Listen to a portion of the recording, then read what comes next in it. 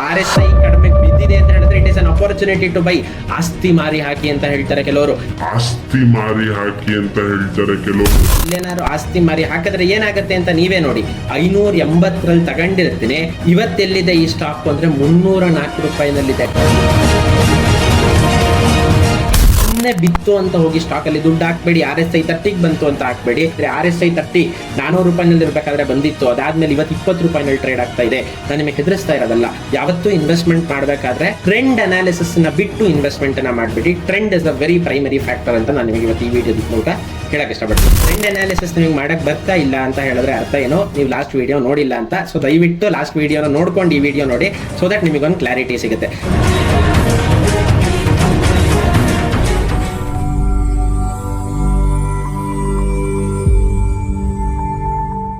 ಎಲ್ರಿಗೂ ನಮಸ್ಕಾರ. ನಾನು ನಿಮ್ಮ Sudhakar Rao, chartered wealth manager.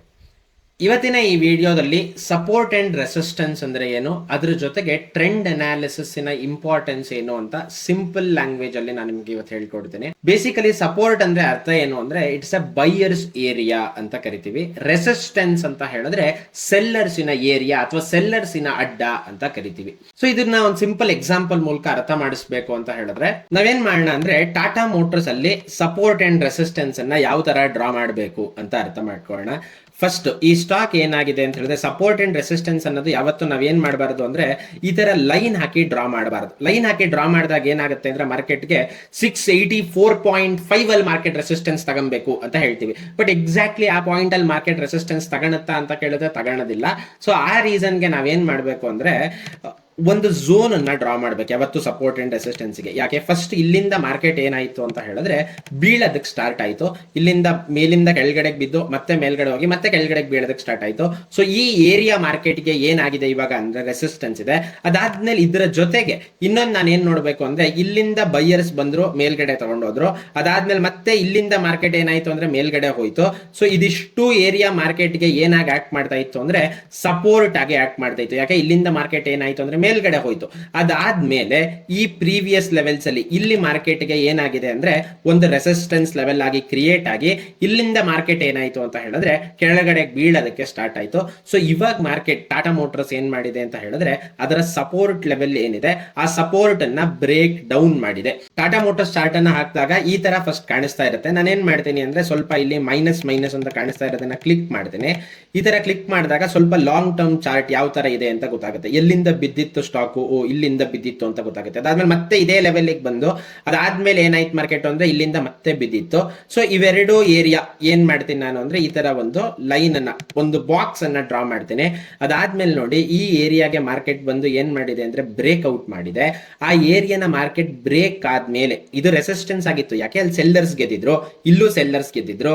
ಅದಾದ್ಮೇಲೆ ಮಾರ್ಕೆಟ್ ಮತ್ತೆ ವಾಪಸ್ ಈ ಜಾಗಕ್ಕೆ ಬಂದಾಗ ಯಾರು ಗೆದ್ದಿದ್ದಾರೆ ಅಂತ ಹೇಳಿದ್ರೆ ಇಲ್ಲಿ ನೋಡಿ ಇಲ್ಲಿ ಬೈಯರ್ಸ್ ಗೆದ್ದಿದ್ದಾರೆ ಅನ್ನೋ ಕನ್ಫರ್ಮೇಶನ್ ಸಿಕ್ತು.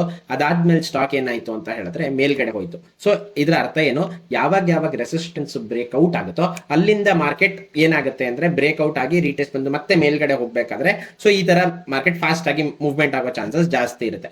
ಫೈನ್. ಅದಾದ್ಮೇಲೆ ಈಗ ಅದೇ ಏರಿಯಾನ ಅದೇ ಸಪೋರ್ಟ್ ನ ಮಾರ್ಕೆಟ್ ಏನ್ ಮಾಡಿದೆ ಅಂದ್ರೆ ಬ್ರೇಕ್ ಡೌನ್ ಮಾಡಿದೆ. ಇದ್ರ ಜೊತೆಗೆ ಇನ್ನೊಂದು ನಾವೇನ್ ಅರ್ಥ ಮಾಡ್ಕೊಬೇಕು ಇಲ್ಲಿ ಅಂತ ಹೇಳಿದ್ರೆ ಇದು ನನಗೆ ಹೆಂಗ್ ಗೊತ್ತಾಗುತ್ತೆ, ಹಂಗಾರೆ ಇವಾಗ ಬೀಳ್ತಾ ಇದೆಯಲ್ಲ, ಇವಾಗ majority of the participants mistake ಏನು ಅಂತ ಹೇಳಿದ್ರೆ ಓಕೆ ಇವಾಗ ಸ್ಟಾಕ್ ಬೀಳ್ತಾ ಇದೆ, it is a very good opportunity to buy, ನಾನು ಹೋಗಿ ಏನ್ ಮಾಡ್ತೀನಿ ಅಂದ್ರೆ ಬೈ ಮಾಡ್ತೀನಿ ಅಂತ ಅನ್ಕೊಂತಾರೆ. ಇದ್ರ ಜೊತೆ ಕೆಲವೊಂದು ಇಂಡಿಕೇಟರ್ಸ್ ಅನ್ನು ಹಾಕೊಂತಾರೆ, ರಿಲೇಟಿವ್ ಸ್ಟ್ರೆಂತ್ ಇಂಡೆಕ್ಸ್ ಅನ್ನೋ ಇಂಡಿಕೇಟರ್ಸ್. ಆತರ ಇಂಡಿಕೇಟರ್ಸ್ ಅನ್ನ ಏನ್ ಮಾಡ್ತಾರೆ ಅಂತ ಹೇಳಿದ್ರೆ ಹಾಕೊಂಡ್ಬಿಡ್ತಾರೆ. RSI 30 RSI ಅಂತ ಒಂದು ಇಂಡಿಕೇಟರ್ ಇದೆ.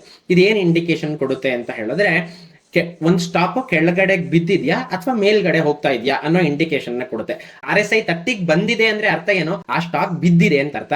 RSI 70 ಹೋಗಿದೆ ಅಂದ್ರೆ ಅರ್ಥ ಏನು, ಆ ಸ್ಟಾಕ್ ಮೇಲ್ಗಡೆ ಹೋಗ್ತಾ ಇದೆ ಅಂತ ಅರ್ಥ. ಸೊ ಇವಾಗ ನಾವ್ ಇದನ್ನ RSI 30 ನೋಡಿ ನಾನು ಬೈ ಮಾಡೋದು. ಮೆಜಾರಿಟಿ ಆಫ್ ದ ಪಾರ್ಟಿಸಿಪೆಂಟ್ಸ್ ಏನ್ ಮಿಸ್ಟೇಕ್ ಮಾಡ್ತಾರೆ ಅಂದ್ರೆ ಬೀಳ್ತದೆ ತಗೊಂಡ್ಬಿಡ್ತೀನಿ ಅಂತ ತಗೊಂಡ್ಬಿಡ್ತಾರೆ. ಬಟ್ ಆದ್ರೆ ಇದರಲ್ಲಿ ಟ್ರ್ಯಾಪ್ ಆಗ್ತಾರೆ. ಸೊ ಈ ಟ್ರ್ಯಾಪ್ ಅನ್ನ ಅವಾಯ್ಡ್ ಮಾಡ್ಬೇಕು ನಾನು ಏನ್ ಮಾಡ್ಬೇಕು ಅಂದ್ರೆ ಟ್ರೆಂಡ್ ಅನಾಲಿಸಿಸ್ ಅನ್ನ ಮಾಡಬೇಕು. ಸೊ ಫಸ್ಟ್ ನಾನು ನಿಮ್ಗೆ ಜನ ಯಾವ ತರ ಟ್ರ್ಯಾಪ್ ಆಗ್ತಾರೆ ಅನ್ನೋದನ್ನ ಹೇಳ್ಕೊಡ್ತೀನಿ. ಫೈನ್. ಇವಾಗ ಟಾಟಾ ಮೋಟರ್ಸ್ ಇನ ಚಾರ್ಟ್ ನೋಡೋಣ. ಟಾಟಾ ಮೋಟರ್ಸ್ ಈ RSI ಅನ್ನೋದು ಒಂದು ಇಂಡಿಕೇಟರ್. ಇದು 30 ಮತ್ತೆ 70 ಬ್ಯಾಂಡ್ ಮಧ್ಯ ಓಡಾಡ್ತಾ ಇದೆ. ಸೊ ಈ 30 ಬಂದಿದೆ ಅಂದ್ರೆ ಬಿದ್ದಿದೆ ಅಂತ, ತುಂಬಾ ಬಿದ್ದಿದೆ ಅಂತ ಹೇಳ್ತಾರೆ. ಇವಾಗ ಇಲ್ಲಿ ನೋಡಿ ಇದು ಟಾಪ್, ಅದಾದ್ಮೇಲೆ ಇಲ್ಲಿಂದ ಇಲ್ಲಿ ತನಕ ಟಾಟಾ ಮೋಟರ್ಸ್ ಎಷ್ಟು ಪರ್ಸೆಂಟೇಜ್ ಬಿದ್ದಿದೆ ಅಂದ್ರೆ 18% ಬಿದ್ದಿದೆ. ಯಾವ್ದಾದ್ರು ಸ್ಟಾಕ್ ಬಿದ್ದಾಗ ಮಾತ್ರ RSI 30 ಬರೋದಕ್ಕೆ ಸಾಧ್ಯ. ಮೇಲ್ಗಡೆ ಹೋಗ್ತಿದ್ದಾಗ RSI 30 ಬರೋದಕ್ಕೆ ಸಾಧ್ಯನಾ ಅಂದ್ರೆ ಸಾಧ್ಯ ಇಲ್ಲ. ಸೊ ಇದೇ ಪಾಯಿಂಟ್ ಆಫ್ ಟೈಮ್ ಅಲ್ಲಿ ನನ್ನ RSI ನಾನಿಲ್ಲಿ ನೋಡ್ತೀನಿ ಅಂತ ಹೇಳಿದ್ರೆ ಫುಲ್ ಕೆಳಗಡೆಗೆ ಬಂದ್ಬಿಟ್ಟಿದೆ. RSI ಏನಾಗಿದೆ 30 ಬಂದ್ಬಿಟ್ಟಿದೆ. RSI 30 ಬಂದ ತಕ್ಷಣ ಕೆಲವರು ತಗೊಂಡ್ಬಿಡ್ತಾರೆ ಸ್ಟಾಕ್ ಅನ್ನ. ಬಟ್ ಆದ್ರೆ ಈ ಪಾಯಿಂಟ್ ಆಫ್ ಟೈಮ್ ಅಲ್ಲಿ ನಾವ್ ಏನ್ ಮಾಡ್ಬೇಕು ಅಂದ್ರೆ ಟ್ರೆಂಡ್ ಅನಾಲಿಸಿಸ್ ಅನ್ನ ಮಾಡ್ಬೇಕು. ಟ್ರೆಂಡ್ ಅನಾಲಿಸಿಸ್ ನಿಮಗೆ ಮಾಡಕ್ ಬರ್ತಾ ಇಲ್ಲ ಅಂತ ಹೇಳಿದ್ರೆ ಅರ್ಥ ಏನೋ ನೀವು ಲಾಸ್ಟ್ ವಿಡಿಯೋ ನೋಡಿಲ್ಲ ಅಂತ. ಸೊ ದಯವಿಟ್ಟು ಲಾಸ್ಟ್ ವಿಡಿಯೋನ ನೋಡ್ಕೊಂಡು ಈ ವಿಡಿಯೋ ನೋಡಿ, ಸೊ ದಟ್ ನಿಮಗೊಂದು ಕ್ಲಾರಿಟಿ ಸಿಗುತ್ತೆ. ಇವಾಗ ಇಲ್ಲಿ ನೋಡಿ ಮಾರ್ಕೆಟ್ ಏನ್ ಫಾರ್ಮ್ ಆಗಿತ್ತು ಅಂತ ಹೇಳಿದ್ರೆ ಫಸ್ಟ್ ಒಂದು ಹೈನ ಫಾರ್ಮ್ ಮಾಡಿತ್ತು, ಅದಾದ್ಮೇಲೆ ಸೀದಾ ಕೆಳಗಡೆಗೆ ಬಂತು, ಮತ್ತೆ ಮಾರ್ಕೆಟ್ ಮೇಲ್ಗಡೆ ಹೋಯ್ತು. ಮೇಲ್ಗಡೆ ಹೋಗಾದ್ಮೇಲೆ ಇಲ್ಲಿಂದ ಮಾರ್ಕೆಟ್ ಏನಾಯ್ತು ಅಂದ್ರೆ ಮತ್ತೆ ಲೋವರ್ ಲೋ ಫಾರ್ಮೇಶನ್ ಆಗೋದಕ್ಕೆ ಸ್ಟಾರ್ಟ್ ಆಯ್ತು. ಸೊ ಈ ಲೋ ಯಾವಾಗ ಮಾರ್ಕೆಟ್, ಸೊ ಇದು ಸಪೋರ್ಟ್ ಇತ್ತು ನನಗೆ ಫಸ್ಟ್ ಈ ಏರಿಯಾ ಇಲ್ಲಿ, ಯಾಕಂದ್ರೆ ಇಲ್ಲಿಂದ ಮಾರ್ಕೆಟ್ ಮೇಲ್ಗಡೆ ಹೋಗಿತ್ತು, ಇದು ಸಪೋರ್ಟ್ ಆಗಿತ್ತು. ಅದಾದ್ಮೇಲೆ ಮಾರ್ಕೆಟ್ ಕೆಳಗಡೆಗೆ ಬಿತ್ತು. ಕೆಳಗಡೆಗೆ ಬಿದ್ದಾಗ ಈ ಏರಿಯಾ ಮಾರ್ಕೆಟ್ ಏನ್ ಮಾಡುತ್ತೆ ಅಂತ ಹೇಳಿದ್ರೆ ಫಸ್ಟ್ ಬೈಯರ್ ಗೆದ್ದಿದ್ರು, ಅದಾದ್ಮೇಲೆ ಇಲ್ಲಿ ಬಂದಾಗ ಸೆಲ್ಲರ್ ಗೆದ್ದಿದ್ದಾನೆ. ಈ ಏರಿಯಾ ಮಾರ್ಕೆಟ್ಗೆ ರೆಸಿಸ್ಟೆನ್ಸ್ ಆಗಿ ಕ್ರಿಯೇಟ್ ಆಯಿತು. ಅದಾದ್ಮೇಲೆ ಅಲ್ಲಿಂದ ಮಾರ್ಕೆಟ್ ಏನಾಯ್ತು ಅಂತ ಹೇಳಿದ್ರೆ ಕೆಳಗಡೆಗೆ ಬಿದ್ಬಿಡ್ತು. ಆದ್ರೆ ಜನ ಏನ್ ಮಿಸ್ಟೇಕ್ ಮಾಡ್ತಾರೆ ಇಲ್ಲಿ ಅಂತ ಹೇಳಿದ್ರೆ RSI 30 ನೋಡಿ, RSI 30 ಬಿದ್ದಿದೆ. RSI 30 ಬೀಳ್ಬೇಕಾದ್ರೆ 578 ರೂಪಾಯಿನಲ್ಲಿತ್ತು ಸ್ಟಾಕ್. ಅದಾದ್ಮೇಲೆ ಮಾರ್ಕೆಟ್ ಏನಾಯ್ತು ಅಂದ್ರೆ ಇನ್ನ ಕೆಳಗಡೆಗೆ ಬಂತು. ಎಲ್ಲಿ ತನಕ ಕೆಳಗಡೆಗೆ ಬಂತು? 22 RSI 22 ತನಕ ಬಂತು. RSI 22 RSI ಕಡಿಮೆ ಬಿದ್ದಿದೆ ಅಂತ ಹೇಳಿದ್ರೆ it is an opportunity to buy. ಆಸ್ತಿ ಮಾರಿ ಹಾಕಿ ಅಂತ ಹೇಳ್ತಾರೆ ಕೆಲವರು. ಇಲ್ಲೇನಾದ್ರು ಆಸ್ತಿ ಮಾರಿ ಹಾಕಿದ್ರೆ ಏನಾಗುತ್ತೆ ಅಂತ ನೀವೇ ನೋಡಿ. ಅದಾದ್ಮೇಲೆ ಏನಾಯ್ತು, ಟ್ರೆಂಡ್ ಏನಿದೆ, ನಾವು ಸಿಂಪಲ್ ಈ ತರ ಟ್ರಾಪ್ ಆಗ್ಬಾರ್ದು ನಾನು ಅಂದ್ರೆ ಏನ್ ಮಾಡ್ಬೇಕು, ಟ್ರೆಂಡ್ ಅನಾಲಿಸಿಸ್ ಅನ್ನ ಮಾಡಬೇಕು. ಅದಾದ್ಮೇಲೆ ಟ್ರೆಂಡ್ ಏನಿದೆ ಇಲ್ಲಿ, ಟ್ರೆಂಡ್ ಲೋವರ್ ಲೋ ಫಾರ್ಮೇಶನ್ ಆಗ್ತಾ ಇದೆ. ಇಲ್ಲೊಂದು ಹೈ ಇತ್ತು, ಅದಾದ್ಮೇಲೆ ಲೋ ಇದೆ. ಲೋವರ್ ಹೈ ಆಯ್ತು, ಮತ್ತೆ ಲೋವರ್ ಲೋ ಇದೆ. ಲೋವರ್ ಹೈ ಆಯ್ತು, ಲೋವರ್ ಲೋ ಇದೆ. ಲೋವರ್ ಹೈ ಆಯ್ತು, ಲೋವರ್ ಲೋ ಇದೆ. ಲೋವರ್ ಲೋ ಇದೆ ಸ್ಟ್ರಕ್ಚರ್ ಅಂತ ಹೇಳಿದ್ರೆ ಅರ್ಥ ಏನು, ಮಾರ್ಕೆಟಿನ ಟ್ರೆಂಡ್ ಏನಿದೆ ಅಂತ ಹೇಳಿದ್ರೆ that is down. Trend down ಇರಬೇಕಾದ್ರೆ ನಾನು ಯಾವತ್ತು ಟ್ರೆಂಡ್ ಜೊತೆಗೆ ಟ್ರೇಡ್ ಮಾಡ್ಬೇಕು. ಟ್ರೆಂಡಿನ ವಿರುದ್ಧವಾದ ಟ್ರೇಡ್ ನಾನು ಯಾವತ್ತು ಮಾಡಬಾರ್ದು. ಯಾಕೆ ಮಾಡಬಾರ್ದು? ಇವಾಗ ಇದೇ ನೋಡಿ, ಈ ಸ್ಟಾಕ್ ಬಿದ್ದಿದೆ RSI 30 ಅಂತ ನಾನು ತಗೊಂಡಿದ್ರೆ 580 ತಗೊಂಡಿರ್ತೀನಿ. ಇವತ್ತೆಲ್ಲಿದೆ ಈ ಸ್ಟಾಕ್ ಅಂದ್ರೆ 304 ರೂಪಾಯಿನಲ್ಲಿದೆ. ಟಾಟಾ ಮೋಟರ್ಸ್ ನಿಫ್ಟಿ 50 ಒಳ್ಳೆ ಕಂಪ್ನಿನೇ. ಬಟ್ ಪ್ರಾಬ್ಲಮ್ ಏನು, 50% ಆಫ್ ದ ಕ್ಯಾಪಿಟಲ್ ಏನಿದೆ ಅಂತ ಹೇಳಿದ್ರೆ ಇದ್ರಲ್ಲಿ ಲಾಸ್ ಅಲ್ಲಿ ಇದೆ. ಅದ್ರ ಜೊತೆಗೆ ಇವಾಗಷ್ಟೇ ಸಪೋರ್ಟ್ ನ ಬೇರೆ, ಇದು ಹೈಯರ್ ಟೈಮ್ ಫ್ರೇಮ್ ಸಪೋರ್ಟ್ ನ ಬೇರೆ ಬ್ರೇಕ್ ಮಾಡಿದೆ. ಸೊ ಇದರ ಅರ್ಥ ಏನು ಅಂತ ಹೇಳಿದ್ರೆ ನಾನು ಏನು ರೂಲ್ಸ್ ಇಲ್ಲದೆ ಸುಮ್ಮನೆ ಏನೋ RSI 30 ಬಂತು ಅಂತ ನಾನು ಸ್ಟಾಕ್ ಅನ್ನ ತಗೊಂಡೆ ಅಂತ ಹೇಳಿದ್ರೆ ನನಗೆ ಡೆಫಿನೆಟ್ಲಿ ವರ್ಕೌಟ್ ಆಗಲ್ಲ. ಇದನ್ನ ಕರೆಕ್ಟ್ ಆಗಿ ಅರ್ಥ ಮಾಡ್ಕೊಳ್ಳಿ. ಸುಮ್ಮನೆ RSI 30 ನೋಡಿ ಇನ್ವೆಸ್ಟ್ಮೆಂಟ್ ಅನ್ನ ಮಾಡಬೇಡಿ. ನೀವು RSI 30 ನೋಡಿ ಇನ್ವೆಸ್ಟ್ಮೆಂಟ್ ಮಾಡ್ತಾ ಇದ್ದೀರಾ ಅಂದ್ರೆ ಟ್ರೆಂಡಿನ ವಿರುದ್ಧವಾಗಿ ಹೋಗ್ತಾ ಇದ್ದೀರಾ. ಟ್ರೆಂಡ್ ಅನ್ನ ಕ್ರಿಯೇಟ್ ಮಾಡೋದಕ್ಕೆ ರಿಟೇಲರ್ಸ್ ಹತ್ರ ಸಾಧ್ಯ ಇದೆಯಾ? ಡೆಫಿನೆಟ್ಲಿ ಸಾಧ್ಯ ಇಲ್ಲ. ಟ್ರೆಂಡ್ ಅನ್ನ ಕ್ರಿಯೇಟ್ ಮಾಡೋ ಕೆಪಾಸಿಟಿ ಇರೋದು ಯಾರ ಹತ್ರ ಅಂತ ಹೇಳಿದ್ರೆ ದೊಡ್ಡ ಇನ್ವೆಸ್ಟರ್ಸ್ ಹತ್ರ ಮಾತ್ರ. ಆ ದೊಡ್ಡ ಇನ್ವೆಸ್ಟರ್ಸ್ ಬೈ ಮಾಡ್ತಾ ಇದ್ರೆ ಟ್ರೆಂಡ್ ಬುಲ್ಲಿಶ್ ಇರುತ್ತೆ, ಆ ದೊಡ್ಡ ಇನ್ವೆಸ್ಟರ್ಸ್ ಸೆಲ್ ಮಾಡ್ತಾ ಇದ್ರೆ ಟ್ರೆಂಡ್ ಬೇರೆ ಇರುತ್ತೆ. ಸೊ ಯಾವುದೇ ಅನಾಲಿಸಿಸ್ ಮಾಡೋಕ್ಕಿಂತ ಮುಂಚೆ trend is the primary factor ನಾನು ನೋಡ್ಬೇಕಾಗಿರೋದು.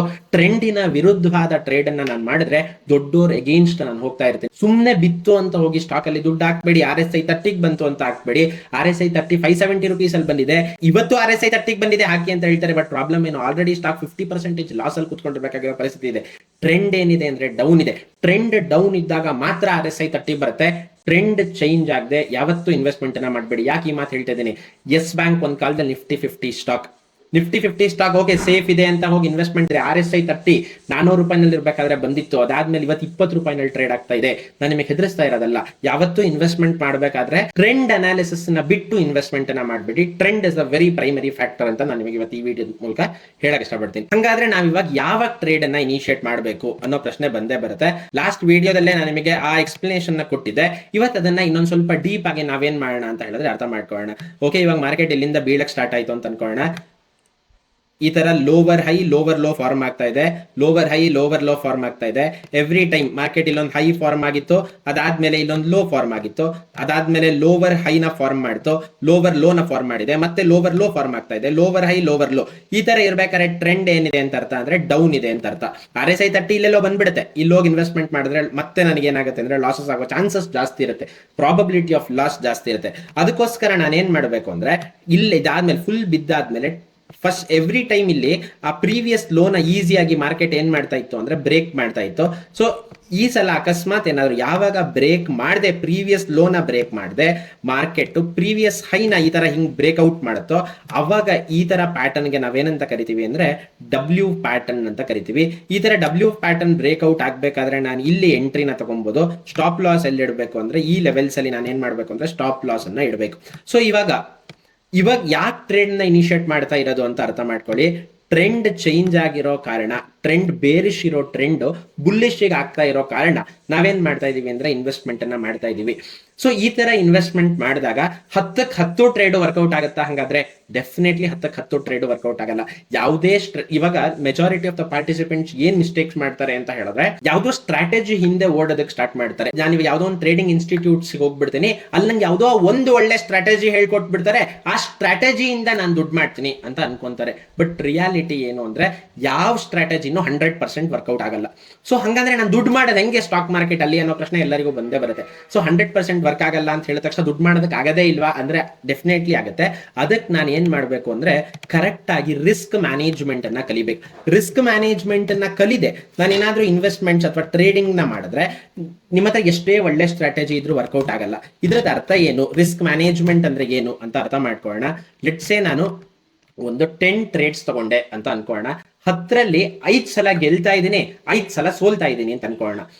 ಈ ತರ ಹೇಳಿದ ತಕ್ಷಣ 50% ಸಕ್ಸಸ್ ರೇಷಿಯೋ ಅಲ್ಲ, ಬಂದಿದೆಲ್ಲ ಹೋಗುತ್ತಲ್ಲ ಅಂತ ಕೆಲವ್ರ ಮೈಂಡ್ ಸೆಟ್ ಬರುತ್ತೆ. ಬಟ್ ಇಲ್ಲಿ ಪ್ರಾಬ್ಲಮ್ ಏನು ಅಂತ ಹೇಳಿದ್ರೆ 10ರಲ್ಲಿ 5 ಸಲ ಸೋಲ್ಬೇಕಾದ್ರೆ 10,000 ಸೋಲ್ತಾ ಇದ್ದೀನಿ ಅಂತ ಅನ್ಕೊಳ್ಳೋಣ. ಸೊ 5 ಸಲ ಸೋತೆ, 50,000 ರೂಪಾಯಿ ನನಗೆ ಏನಾಗಿರುತ್ತೆ ಅಂದ್ರೆ ಲಾಸ್ ಅಲ್ಲಿ ಇರ್ತೀನಿ ನಾನು. ಇನ್ನು 5 ಸಲ ಗೆಲ್ಬೇಕಾದ್ರೆ ಪ್ರತಿ ಸಲ ಗೆಲ್ಬೇಕಾದ್ರೂ 20,000 ಗೆಲ್ತಾ ಇದ್ದೀನಿ ಅಂತ ಅನ್ಕೊಳ್ಳೋಣ. ಅವಾಗ ಏನಾಗುತ್ತೆ ಅಂತ ಹೇಳಿದ್ರೆ 1 ಲಕ್ಷ ರೂಪಾಯಿ ಅಕೌಂಟಿಗೆ ಬರುತ್ತೆ. ಸೊ ನೆಟ್ ಟು ನೆಟ್ ನನಗೆ ಏನಾಯ್ತು ಅಂತ ಹೇಳಿದ್ರೆ 50,000 ರೂಪಾಯಿ ಸ್ಟಿಲ್ ಲಾಭದಲ್ಲಿದ್ದೀನಿ. ಜನ ಏನ್ ಮಿಸ್ಟೇಕ್ ಮಾಡ್ತಾರೆ ಅಂದ್ರೆ ಇಂಡಿವಿಜುವಲ್ ಸ್ಟಾಕ್ ನಲ್ಲಿ ಪ್ರತಿ ಸ್ಟಾಕ್ ಅಲ್ಲೂ ಲಾಭನೇ ಮಾಡಬೇಕು ಅಂತ ಹೋಗ್ತಾರೆ. ಬಟ್ ಆದ್ರೆ ಇಲ್ಲಿ ಮ್ಯಾಟರ್ ಆಗೋದೇನು ಅಂದ್ರೆ ಎಂಟೈರ್ ಪೋರ್ಟ್ಫೋಲಿಯೋ ಲಾಭದಲ್ಲಿ ಇದೆಯಾ ಇಲ್ವಾ ಅದು ಮ್ಯಾಟರ್ ಆಗುತ್ತೆ. ಸೊ ಓವರ್ ಆಲ್ ಪೋರ್ಟ್ಫೋಲಿಯೋನ ಕರೆಕ್ಟ್ ಆಗಿ ಅರ್ಥ ಮಾಡ್ಕೊಂಡು ಓವರ್ ಆಲ್ ಪೋರ್ಟ್ಫೋಲಿಯೋ ರಿಟರ್ನ್ಸ್ ಅನ್ನ ನೋಡಿ 10ಕ್ಕೆ 10 ಟ್ರೇಡ್ ವಿನ್ ಆಗದೆ ಇರ್ಬೋದು. ಬಟ್ 5ರಿಂದ 6 ಸಲ ನೀವು ಗೆಲ್ತಾ ಇದ್ರು, ಗೆಲ್ಬೇಕಾದ್ರೆ ಚೆನ್ನಾಗಿ ಗೆದ್ರೆ ಮಾತ್ರ ನೀವು ಸ್ಟಾಕ್ ಮಾರ್ಕೆಟ್ ಅಲ್ಲಿ ದುಡ್ಡು ಮಾಡ್ತೀರಾ. ಬಟ್ ಜನ ಏನ್ ಮಿಸ್ಟೇಕ್ ಮಾಡ್ತಾರೆ ಅಂದ್ರೆ 5 ಸಲ ಸೋಲ್ಬೇಕಾದ್ರೆ 500 ರೂಪಾಯಿನಲ್ಲಿ ತಗೊಂಡಿರೋ ಸ್ಟಾಕ್ 100 ರೂಪಾಯಿಗೆ ಬಂದ್ರು ಇಟ್ಕೊಂಡೇ ಕುತ್ಕೊಂಡಿರ್ತಾರೆ. ಆದ್ರೆ ಯಾವ್ದಾದ್ರು ಸ್ಟಾಕ್ 500 ರೂಪಾಯಿ ಸ್ಟಾಕ್ 510 ರೂಪಾಯಿಗೆ ಹೋದ ತಕ್ಷಣ ನನಗೆ ಏನಾಯ್ತು 5% ಲಾಭ ಬಂದಿದೆ, ನಾನು ಟ್ರೇಡ್ ಇಂದ ಎಕ್ಸಿಟ್ ಆಗ್ತೀನಿ ಅಂತ ಎಕ್ಸಿಟ್ ಆಗ್ಬಿಡ್ತಾರೆ. ಸೊ ಈ ಮಿಸ್ಟೇಕ್ ಚೇಂಜಸ್ ಆಗದೆ ನೀವು ಸ್ಟಾಕ್ ಮಾರ್ಕೆಟ್ ಅಲ್ಲಿ ದುಡ್ಡು ಮಾಡೋದಕ್ಕೆ ಸಾಧ್ಯನೇ ಇಲ್ಲ. ಇದೇ ರೀಸನ್ ನನಗೆ ಸ್ಟಾಪ್ ಲಾಸ್ ನ ಇಂಪಾರ್ಟೆನ್ಸ್. ಸ್ಟಾಪ್ ಲಾಸ್ ನನಗೆ ಏನಕ್ಕೆ ಹೆಲ್ಪ್ ಮಾಡುತ್ತೆ ಅಂದ್ರೆ ಮಾರ್ಕೆಟ್ ವಿರುದ್ಧವಾಗಿ ಹೋದಾಗ ನನಗೆ ಕಡಿಮೆ ಕಳ್ಕೊಳ್ಳೋದಕ್ಕೆ ಸ್ಟಾಪ್ ಲಾಸಸ್ ಹೆಲ್ಪ್ ಮಾಡುತ್ತೆ. ಮಾರ್ಕೆಟ್ ಪರವಾಗಿದ್ದಾಗ ನಾನು ಏನ್ ಮಾಡಬೇಕು ಅಂದ್ರೆ ಜಾಸ್ತಿ ಲಾಭನ ಮಾಡಬೇಕು. ಇದು ಒಂದೇ ವೇ, ಇದು ಒಂದೇ ಸ್ಟ್ರಾಟಜಿ ನಿಮಗೆ ಸ್ಟಾಕ್ ಮಾರ್ಕೆಟ್ ಅಲ್ಲಿ ಲಾಭ ಕೊಡೋದು. ಅದು ಬಿಟ್ಟು ಬೇರೆ ನೀವು ಯಾವುದೇ ಸ್ಟ್ರಾಟಜಿ ನೋಡಿದ್ರೆ 10ಕ್ಕೆ 10 ಸಲ ಯಾವುದು ವರ್ಕೌಟ್ ಆಗಲ್ಲ. ಸೊ ಓವರ್ ಆಲ್ ಆಗಿ ನಿಮ್ ಪೋರ್ಟ್ಫೋಲಿಯೋ ಗ್ರೋ ಆಗಬೇಕು. ಈ ಮೈಂಡ್ ಸೆಟ್ ಅಲ್ಲಿ ನೀವೇನ್ ಮಾಡಿ ಅಂತ ಹೇಳಿದ್ರೆ ಇನ್ವೆಸ್ಟ್ಮೆಂಟ್ ಅನ್ನ ಮಾಡಿ. ಇವಾಗ ನಾವೇನ್ ಅರ್ಥ ಮಾಡ್ಕೊಳ್ಳೋಣ ಅಂದ್ರೆ ಡಬ್ಲ್ಯೂ ಪ್ಯಾಟರ್ನ್ ನ ಪ್ರಾಕ್ಟಿಕಲ್ ಆಗಿ ಅರ್ಥ ಮಾಡ್ಕೊಳ್ಳೋಣ. ಟಾಟಾ ಮೋಟರ್ಸ್ ಅಲ್ಲಿ ಡಬ್ಲ್ಯೂ ಪ್ಯಾಟರ್ನ್ ಬರ್ತಾ ಇದೆಯಾ ಅಂದ್ರೆ ಬರ್ತಾ ಇಲ್ಲ. ಯಾಕೆ ಬರ್ತಾ ಇಲ್ಲ? ಇವಾಗ ಇಲ್ಲಿ ಟ್ರೆಂಡ್ ಏನಿದೆ, ಟ್ರೆಂಡ್ ಫುಲ್ ಡೌನ್ ಇದೆ. ಟ್ರೆಂಡ್ ಡೌನ್ ಇರಬೇಕಾದ್ರೆ ಡಬ್ಲ್ಯೂ ಪ್ಯಾಟರ್ನ್ ಬರುತ್ತಾ ಅಂದ್ರೆ ಬರಲ್ಲ. ಇವಾಗ ಇಲ್ಲಿ ನೋಡಿ, ಇದಾದ್ಮೇಲೆ ಹೈಯರ್ ಹೈಯೇ ಇಲ್ಲ, ಇಲ್ಲೊಂದು ಲೋ ಇದೆ, ಒಂದು ಹೈ ಇದೆ. ಅದಾದ್ಮೇಲೆ ಟಾಟಾ ಮೋಟರ್ಸ್ ಏನಾಯ್ತು ಅಂದ್ರೆ ಒಂದೇ ಸಲ ಈ ತರ ಫುಲ್ ಕೆಳಗಡೆಗೆ ಬಿದ್ದಿದೆ. ಇವಾಗ ನಾವು ಯಾವಾಗ ಇನ್ವೆಸ್ಟ್ಮೆಂಟ್ ಅನ್ನ ಮಾಡಬೇಕು ಅನ್ನೋದನ್ನ ಅರ್ಥ ಮಾಡ್ಕೊಳ್ಳೋಣ. ನ್ಯಾಷನಲ್ ಅಲ್ಯೂಮಿನಿಯಂ ಚಾರ್ಟ್ ಅನ್ನ ನೋಡ್ತಾ ಇದೀವಿ. ಇಲ್ಲಿಂದ ಈ ಸ್ಟಾಕ್ ಏನಾಗಿತ್ತು ಅಂದ್ರೆ ಲೋವರ್ ಲೋ ಫಾರ್ಮೇಶನ್ ಆಗಿತ್ತು. ಸೊ ಟ್ರೆಂಡ್ ಏನಿದೆ ಅಂದ್ರೆ ಇಲ್ಲಿ ನೋಡಿ, ಜನ ಏನ್ ಮಾಡ್ತಾರೆ ಅಂದ್ರೆ ಇಲ್ಲಿಂದ ಇಲ್ಲಿ ಮೇಲ್ಗಡೆ ಹೋದ ತಕ್ಷಣ ಬೈ ಮಾಡೋದಕ್ಕೆ ಸ್ಟಾರ್ಟ್ ಮಾಡ್ತಾರೆ. ಬಟ್ ಟ್ರೆಂಡ್ ಏನಿದೆ, ಟ್ರೆಂಡ್ ಸ್ಟಿಲ್ ಡೌನ್. ಅದಾದ್ಮೇಲೆ ಮತ್ತೆ ಕೆಳಗಡೆಗೆ ಬಂತು, ಟ್ರೆಂಡ್ ಏನಿದೆ, ಟ್ರೆಂಡ್ ಸ್ಟಿಲ್ ಡೌನ್. ಅದಾದ್ಮೇಲೆ ಮತ್ತೆ ಮಾರ್ಕೆಟ್ ಮೇಲ್ಗಡೆ ಹೋಯ್ತು. ಅದಾದ್ಮೇಲೆ ಈ ಸಲ ಕೆಳಗಡೆಗೆ ಬಂತು. ಅದಾದ್ಮೇಲೆ ಮತ್ತೆ ಮೇಲ್ಗಡೆ ಹೋಗ್ತಾ ಇದೆ. ಇವಾಗ ಇಲ್ಲಿ ನೋಡಿ, ಪ್ರೀವಿಯಸ್ ಸ್ವಿಂಗ್ ಲೋನ ಮಾರ್ಕೆಟ್ ಈಸಿಯಾಗಿ ಬ್ರೇಕ್ ಡೌನ್ ಮಾಡಿದೆ. ಪ್ರೀವಿಯಸ್ ಸ್ವಿಂಗ್ ಲೋನ ಇಲ್ಲಿ ಮಾರ್ಕೆಟ್ ಏನ್ ಮಾಡಿದೆ ಅಂದ್ರೆ ಈಸಿಯಾಗಿ ಬ್ರೇಕ್ ಡೌನ್ ಮಾಡಿದೆ. ಇಲ್ಲಿ ಆದ್ರೆ ಏನಾಯ್ತು ಅಂದ್ರೆ ಇದು ಪ್ರೀವಿಯಸ್ ಸ್ವಿಂಗ್ ಲೋ ಆಗಿತ್ತು. ಮಾರ್ಕೆಟ್ ಬ್ರೇಕ್ ಡೌನ್ ಮಾಡಿದ್ಯಾ ಅಂತ ಕೇಳಿದ್ರೆ ಬ್ರೇಕ್ ಡೌನ್ ಮಾಡಿದೆ. ಇಲ್ಲಿಂದನೇ ಮಾರ್ಕೆಟ್ ಮೇಲ್ಗಡೆ ಹೋಗೋದಕ್ಕೆ ಸ್ಟಾರ್ಟ್ ಆಯ್ತು. ಸೊ ಇವಾಗ ಇದರ ಅರ್ಥ ಏನು ಅಂತ ಹೇಳಿದ್ರೆ, ಈ ಪ್ರೀವಿಯಸ್ ಹೈನ ಮಾರ್ಕೆಟ್ ಯಾವಾಗ ಕ್ರಾಸ್ ಮಾಡ್ತಾ ಇತ್ತೋ ಆ ಟೈಮ್ ಅಲ್ಲಿ ನನಗೇನಿತ್ತು ಅಂತ ಹೇಳಿದ್ರೆ ಬೈಯಿಂಗ್ ಅಪಾರ್ಚುನಿಟಿ ಇತ್ತು. ಇದರಿಂದ ಆಗೋ ಅಡ್ವಾಂಟೇಜ್ ಏನು ಅಂದ್ರೆ ಡಬ್ಲ್ಯೂ ಪ್ಯಾಟರ್ನ್ ಅಲ್ಲಿ ಟ್ರೇಡ್ ಅನ್ನ ತಗೊಂತಾ ಇರ್ತೀರಾ. ಸ್ಟಾಪ್ ಲಾಸ್ ಎಲ್ಲಿಡಬೇಕು ಅಂತ ಹೇಳಿದ್ರೆ ಮಿನಿಮಮ್ ಇಲ್ಲಿ ಇಟ್ಕೊಂಡಿರ್ಬೇಕು. ಅದಾದ್ಮೇಲೆ ನಾನು ಅವಾಗ್ಲೇ ಹೇಳಿದೆ ರಿಸ್ಕ್ ಅಂಡ್ ರಿವಾರ್ಡ್. ಎಷ್ಟು ರೂಪಾಯಿ ರಿಸ್ಕ್ ಇದೆಯೋ ಅದ್ರದ್ದು 2ರಷ್ಟಾದ್ರೂ ನಾನು ಪ್ರಾಫಿಟ್ ಅನ್ನ ಇಟ್ಕೊಬೇಕು. ಇದರಿಂದ ನನಗೇನಾಗುತ್ತೆ ಅಂದ್ರೆ 10ರಲ್ಲಿ 5 ಸಲ ನಾನು ಗೆಲ್ಬೇಕಾದ್ರೆ ಚೆನ್ನಾಗಿ ಗೆಲ್ತೀನಿ, ಸೋಲ್ಬೇಕಾದ್ರೆ ಕಡಿಮೆ ಲಾಸ್ ಆಗುತ್ತೆ. ಎಗೇನ್ ಈ ಡಬ್ಲ್ಯೂ ಪ್ಯಾಟರ್ನ್ ಸ್ಟ್ರಾಟಜಿಯಿಂದ ನೀವು ದುಡ್ಡು ಮಾಡಬಹುದಾ ಅಂತ ಹೇಳಿದ್ರೆ ಚಾನ್ಸಸ್ ಇಲ್ಲ. ನೀವು ರಿಸ್ಕ್ ರಿವಾರ್ಡ್ ನ ನೀವು ಫಾಲೋ ಮಾಡಿಲ್ಲ ಅಂತ ಹೇಳಿದ್ರೆ, ಈ ಡಬ್ಲ್ಯೂ ಪ್ಯಾಟರ್ನ್ ಜೊತೆಗೆ ರಿಸ್ಕ್ ರಿವಾರ್ಡ್ ನ ನೀವು ಫಾಲೋ ಮಾಡಿದ್ರೆ ನೀವು ಡೆಫಿನೆಟ್ಲಿ ಲಾಭ ಮಾಡ್ತೀರಾ. ಯಾವ್ದಾದ್ರು ಒಂದು ಸಿಂಪಲ್ ಸ್ಟ್ರಾಟಜಿ ಇಟ್ಕೊಳ್ಳಿ, ಅದನ್ನ ಬ್ಯಾಕ್ ಟೆಸ್ಟ್ ಮಾಡಿ. ಅದನ್ನ ಬ್ಯಾಕ್ ಟೆಸ್ಟ್ ಮಾಡಾದ್ಮೇಲೆ ಕನ್ಸಿಸ್ಟೆಂಟ್ ಆಗಿ ಒಂದೇ ಸ್ಟ್ರಾಟಜಿನ ಫಾಲೋ ಮಾಡಿ. This is the only formula to become successful in the stock market. ಅದನ್ನ ಕನ್ಸಿಸ್ಟೆಂಟ್ ಆಗಿ ಮಾಡಿ. ಇವಾಗ ಇಲ್ಲಿಂದ ಮೇಲ್ಗಡೆ ಹೋಯ್ತು, ಮೇಲ್ಗಡೆ ಹೋಗಿ ಮತ್ತೆ ಏನಾಯ್ತು ಸ್ಟಾಕ್ ಅಂತ ಹೇಳಿದ್ರೆ ಅಗೇನ್ ಕೆಳಗಡೆಗೆ ಬಂತು. ಬಟ್ ಟ್ರೆಂಡ್ ಏನಿದೆ, ಟ್ರೆಂಡ್ ಸ್ಟಿಲ್ ಹೈಯರ್ ಹೈ. ಮತ್ತೆ ಮೇಲ್ಗಡೆ ಹೋಯ್ತು. ಅದಾದ್ಮೇಲೆ ಏನಾಯ್ತು ಅಂತ ಹೇಳಿದ್ರೆ ಕೆಳಗಡೆಗೆ ಬಂತು. ಟ್ರೆಂಡ್ ಏನಿದೆ, ಹೈಯರ್ ಹೈಯೇ ಇದೆ. ಸೊ ಎಲ್ಲಿ ತನಕ ಮಾರ್ಕೆಟಿನ ಟ್ರೆಂಡ್ ಹೈಯರ್ ಹೈ ಇರುತ್ತೋ ಅಲ್ಲಿ ತನಕ ನಾನು ಏನ್ ಮಾಡಬಾರದು ಅಂದ್ರೆ ಆ ಸ್ಟಾಕ್ ಬಗ್ಗೆ ಜಾಸ್ತಿ ವರಿ ಮಾಡೋದಕ್ಕೆ ಹೋಗ್ಬಾರ್ದು. ಯಾವಾಗ ಟ್ರೆಂಡ್ ಚೇಂಜ್ ಆಗುತ್ತೋ ಅವಾಗ ನಾನು ಸ್ಟಾಕ್ ಇಂದ ಏನ್ ಮಾಡಬೇಕು ಅಂತ ಹೇಳಿದ್ರೆ ಎಕ್ಸಿಟ್ ಅನ್ನ ಪ್ಲಾನ್ ಮಾಡಬೇಕು. ಇವಾಗ ಇಲ್ಲಿ ನೋಡಿ, ಇಲ್ಲಿಂದ ಮಾರ್ಕೆಟ್ ಮೇಲ್ಗಡೆ ಹೋಯ್ತು, ಅದಾದ್ಮೇಲೆ ಮತ್ತೆ ಇಲ್ಲಿಂದ ಇಲ್ಲಿ ತನಕ ಕೆಳಗಡೆಗೆ ಬಂದು ಎಗೇನ್ ಇಲ್ಲಿಂದ ಏನಾಯ್ತು ಅಂದ್ರೆ ಮೇಲ್ಗಡೆ ಹೋಯ್ತು. ಸೊ ಇವಾಗ ಮಾರ್ಕೆಟ್ಗೆ ಸಪೋರ್ಟ್ ಎಲ್ಲಿದೆ ಅಂತ ಹೇಳಿದ್ರೆ ಇಲ್ಲಿದೆ, ಈ ಲೆವೆಲ್ ಅಲ್ಲಿ ಮಾರ್ಕೆಟ್ಗೆ ಸಪೋರ್ಟ್ ಇದೆ. ಅದಾದ್ಮೇಲೆ ಸೀದಾ ಮೇಲ್ಗಡೆ ಹೋಯ್ತು, ಈ ಲೆವೆಲ್ ಇಂದ ಮಾರ್ಕೆಟ್ ಅಲ್ಲಿ ರೆಸಿಸ್ಟೆನ್ಸ್ ಇದೆ. ಪ್ರೀವಿಯಸ್ ಸ್ವಿಂಗ್ ಲೋನ ಮಾರ್ಕೆಟ್ ಏನ್ ಮಾಡಿದೆ ಅಂದ್ರೆ ಬ್ರೇಕ್ ಡೌನ್ ಮಾಡಿದೆ. ಫೈನ್, ಅದಾದ್ಮೇಲೆ ಏನಾಯ್ತು ಅಂತ ಅರ್ಥ ಮಾಡ್ಕೊಳ್ಳೋಣ. Market is very dynamic. ನಾನು ಏನ್ ಮಾಡ್ಬೇಕು ಅಂದ್ರೆ ಕರೆಕ್ಟ್ ಆಗಿ ಅರ್ಥ ಮಾಡ್ಕೊಬೇಕು. ಇವಾಗ ಇಲ್ಲಿಂದ ಮಾರ್ಕೆಟ್ ಸೀದಾ ಕೆಳಗಡೆಗೆ ಬಿತ್ತು, ಅದಾದ್ಮೇಲೆ ಮಾರ್ಕೆಟ್ ಏನಾಯ್ತು ಅಂತ ಹೇಳಿದ್ರೆ ಅಗೇನ್ ಮೇಲ್ಗಡೆ ಹೋಯ್ತು, ಮತ್ತೆ ಕೆಳಗಡೆಗೆ ಬಂತು. ಆದ್ರೆ ಈ ಸಲ ಮತ್ತೆ ಪ್ರೀವಿಯಸ್ ಸ್ವಿಂಗ್ ಲೋನ ಬ್ರೇಕ್ ಮಾಡಿದ್ಯಾ ಅಂದ್ರೆ ಮಾಡ್ಲಿಲ್ಲ. ಪ್ರೀವಿಯಸ್ ಸ್ವಿಂಗ್ ಲೋನ ಬ್ರೇಕ್ ಮಾಡ್ದೇನೆ ಮಾರ್ಕೆಟ್ ಏನಾಯ್ತು ಅಂತ ಹೇಳಿದ್ರೆ ಮೇಲ್ಗಡೆ ಹೋಯ್ತು. ಈ ಲೆವೆಲ್ಸ್ ಅಲ್ಲಿ ನನಗೆ ಏನ್ ಸಿಕ್ಕಿತ್ತು ಅಂದ್ರೆ ಮತ್ತೆ ಎಂಟ್ರಿ ಸಿಕ್ಕಿತ್ತು. ಸ್ಟಾಪ್ ಲಾಸ್ ಎಲ್ಲಿ ಅಂತ ಹೇಳಿದ್ರೆ ಈ ಲೆವೆಲ್ಸ್ ಅಲ್ಲಿ ಸ್ಟಾಪ್ ಲಾಸ್. ಅದಾದ್ಮೇಲೆ ಸ್ಟಾಕ್ ಏನಾಯ್ತು ಅಂತ ಹೇಳಿದ್ರೆ ತುಂಬಾ ಮೇಲ್ಗಡೆ ಹೋಯ್ತು. ಸೊ ಈ ತರ ಸಿಂಪಲ್ ಅನಾಲಿಸಿಸ್ ಮಾಡೋದ್ರಿಂದ ನನಗೇನಾಗುತ್ತೆ ಅಂದ್ರೆ ಅನಾಲಿಸಿಸ್ ಜೊತೆಗೆ ರಿಸ್ಕ್ ರಿವಾರ್ಡ್ ಅನ್ನ ಫಾಲೋ ಮಾಡೋದ್ರಿಂದ ನಾನು ಮಾರ್ಕೆಟ್ ಅಲ್ಲಿ ಕನ್ಸಿಸ್ಟೆಂಟ್ ಆಗಿ ಲಾಭನ ಮಾಡ್ಬೋದು. ಸೊ ಇವತ್ತಿನ ಈ ವಿಡಿಯೋದಲ್ಲಿ ಡಬ್ಲ್ಯೂ ಪ್ಯಾಟರ್ನ್ ಮತ್ತೆ ರಿಸ್ಕ್ ರಿವಾರ್ಡ್ ಬಗ್ಗೆ ನಾನು ನಿಮಗೆ ಹೇಳ್ಕೊಟ್ಟಿದ್ದೀನಿ. ಯಾವ್ದಾದ್ರು ಸ್ಟಾಕ್ ಅಲ್ಲಿ ಡಬ್ಲ್ಯೂ ಪ್ಯಾಟರ್ನ್ ಬಂದಿದೆ ಅಂದ್ರೆ ಅದನ್ನ ಕಮೆಂಟ್ ಸೆಕ್ಷನ್ ಅಲ್ಲಿ ತಿಳಿಸಿ. Let's meet in the next video. Thank you.